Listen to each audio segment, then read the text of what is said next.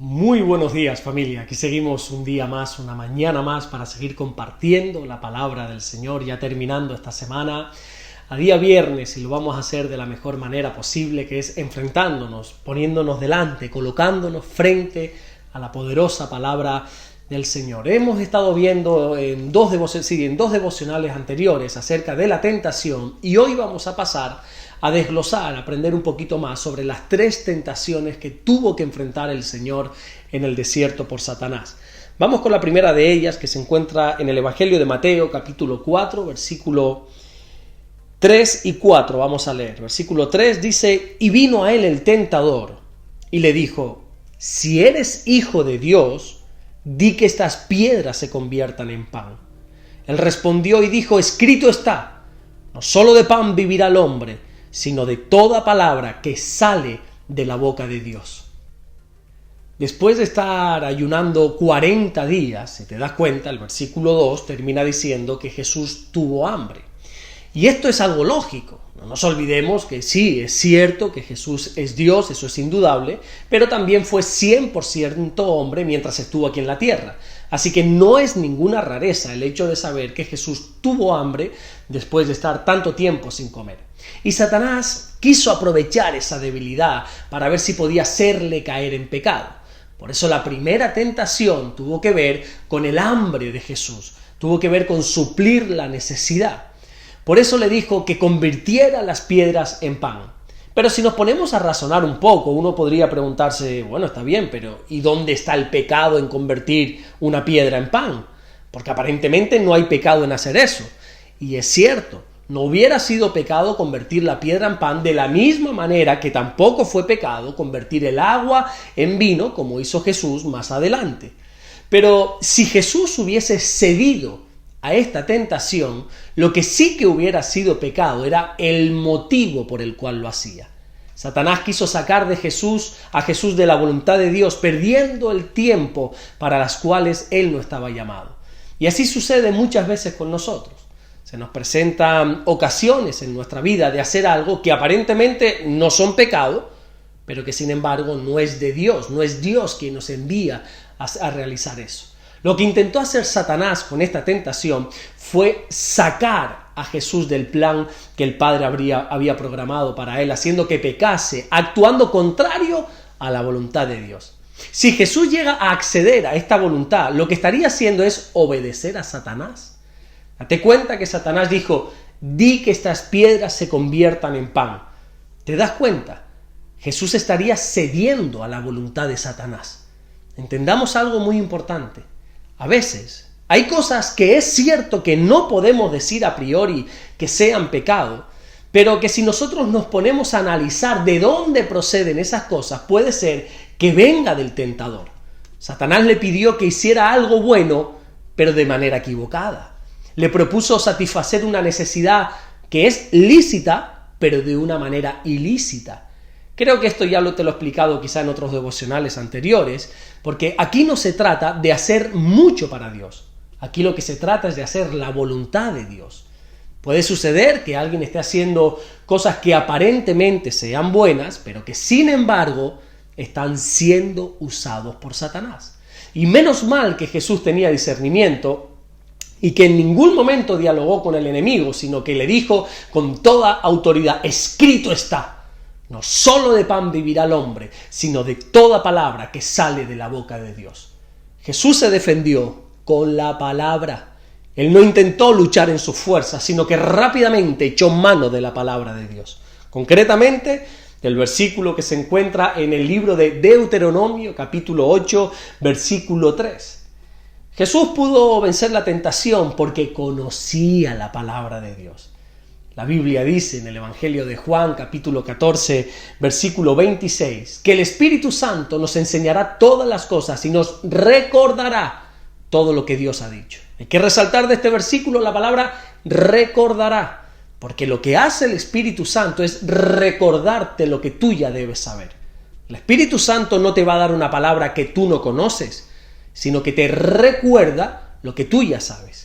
Y lógicamente, para que te recuerde algo es porque tú anteriormente ya conoces ese algo. ¿Qué te quiero decir con todo esto? que para poder vencer la tentación debes conocer la palabra de Dios.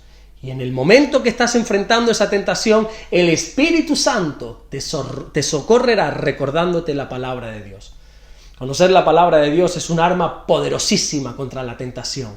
Y mira esta respuesta que Jesús le dijo, mira qué bonito. Jesús le dijo, no solo de pan vive el hombre, sino que de toda palabra de Dios. Aquí Jesús está indicando que el pan es importante, pero que no es lo más importante. Como dijo el comentarista Moody, que por ahí tengo su comentario, el hombre necesita pan, pero no es todo cuanto necesita. Satanás quiere hacerte ver que el pan es lo más importante. Aquí el pan representa el sustento, representa lo material. Y la gente hoy en día está engañada, está en busca de su pan, pensando que de eso depende su vida. Y está dejando lo más importante, que es la palabra de Dios. Sí, vuelvo y repito, que el pan es importante, pero la palabra de Dios lo es más. El pan alimenta al cuerpo, que es temporal, pero la palabra alimenta al espíritu, que es eterno. Pablo dijo en su carta a los Romanos, capítulo 8, versículo 6, que el ocuparse de la carne es muerte, pero que sin embargo el ocuparse del espíritu es vida y es paz. Y para terminar quiero resaltar algo que a mí, honestamente, siempre, desde hace años me ha llamado la atención. Jesús no dijo que el hombre vive de la palabra de Dios, no, sino que dijo que el hombre vive de toda palabra de Dios. Y hay que resaltar de este versículo esa palabra toda, porque a algunos creyentes solo les gustan esos versículos que hablan, qué sé yo, de bendición, que hablan de sanidad, de prosperidad, de restauración. Pero ¿y qué pasa con esos versículos que nos llaman a la obediencia? ¿Qué sucede con esos versículos que demandan de nosotros ser generosos? ¿Qué pasa con esos versículos donde se nos dice que, por ejemplo, que como buenos soldados de Jesucristo nosotros hemos de sufrir penalidades? Parece que eso ya no les gusta tanto, ¿verdad? Esto me hace recordar una anécdota de, hace muchos años atrás, donde un pastor, él estaba enseñando sobre la primera carta de Timoteo, y él iba enseñando palabra por palabra, versículo por versículo. Y bueno, lo que pasa con este pastor es que enseñaba la palabra de Dios, pero él estaba en adulterio. Él estaba casado, pero sin embargo tenía también por ahí, al parecer, alguna noviecita. Y ya unos cuantos pastores que conocían la mala conducta de este hombre estaban esperando a ver qué sucedía, a ver qué iba a pasar cuando tuviese que tocar y enfrentar el pasaje que está ahí en Primera de Timoteo, capítulo 3, versículo 2, cuando dice que uno de los requisitos del obispo, o sea, del pastor, es que tiene que ser marido de una sola mujer. Así que ya todos estaban a la expectativa para ver qué iba a decir este hombre. Pero para sorpresa de todos, este hombre explicó sobre el versículo 1 y cuando llegó al versículo 2 que decía eso, saltó directamente al versículo 3 y se saltó la parte de que el pastor tiene que ser marido de una sola mujer. Hermano mío, esto no debe ser así. Nosotros tenemos que ser alimentados de toda palabra de Dios, no coger solo lo que nos guste.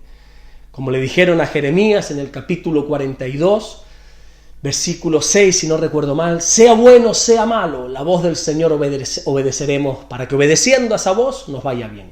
Amemos toda la palabra de Dios, porque ella siempre nos va a socorrer en los momentos de tentación. Y por favor, nunca caigas en la tentación de cambiar el pan por la palabra de Dios. No caigas nunca en la tentación de anteponer lo material a las cosas del Señor. Yo entiendo que nosotros tenemos que trabajar, es así. Entiendo que el dinero es fundamental para estos tiempos que nosotros estamos viviendo, pero es un gravísimo error cambiar la palabra de Dios por el pan que este mundo nos puede ofrecer. Recuerda que no solo de pan vive el hombre, sino de toda palabra que sale de la boca de Dios. Tu alimento verdadero es la palabra de Dios. Amén. Vamos a orar en esta mañana. Señor, gracias por tu palabra. Gracias por este alimento, Señor, que nos socorre en los momentos malos, Señor. Gracias porque el Espíritu Santo nos recuerda en los momentos difíciles de tentación, nos recuerda esas palabras necesarias para vencer. Gracias por todo lo que estás haciendo, gracias por todo lo que vas a hacer, Señor, y oro en el nombre de Jesús, no solamente para que nos guardes y nos bendigas en el día de hoy, sino para que este fin de semana que tenemos por delante sea de bendición, Señor. Este fin de semana podamos ver tu gloria, podamos ver todo lo que tú estás haciendo y vas a hacer, Señor, que las reuniones, los cultos que tengamos, Señor, todo salga bien. Dios mío, gracias te damos por lo que estás haciendo y por lo que vas a hacer, en el nombre de Jesús. Amén. Que Dios te bendiga. Recuerda, por favor, congregarte esta semana. No pongas excusas. Yo sé que el trabajo es importante, sé que el dinero es importante, sé que los quehaceres diarios son importantes, pero no te olvides que no es lo más importante, es la palabra de Dios. Así que no busques excusas, no busques argumentos, no digas yo no voy a ir porque fulano me cae mal. Déjense de eso. Congréguense y escuchen la palabra del Señor para que tu espíritu, que es eterno, pueda ser alimentado. Nos vemos el lunes si así Dios nos lo permite. Dios te bendiga.